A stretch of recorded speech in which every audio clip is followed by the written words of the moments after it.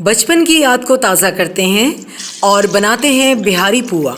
लेकिन इससे पहले हमारे चैनल को लाइक और सब्सक्राइब करना मत भूलिएगा ताकि हम अपने 1 लाख सब्सक्राइबर्स के टारगेट को अचीव कर सकें। एक बोल में 4 केले मैश कर लें।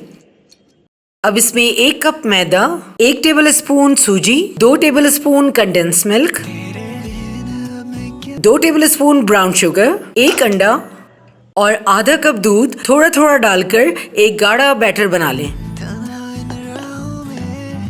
चलें अब इसको फ्राई करते हैं। एक फ्राई पैन में 3 टेबल स्पून देसी घी डालें। 1-1 चमचा बैटर घी में डालते जाएं और पुए को फ्राई करते जाएं।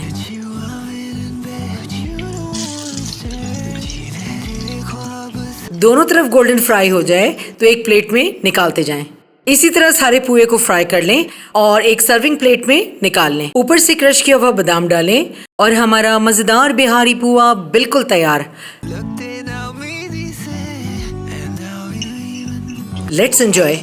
वीडियो पसंद आया हो तो लाइक और सब्सक्राइब जरूर कीजिए। अपना बहुत ख्याल रखें और अपने इस चैनल का भी।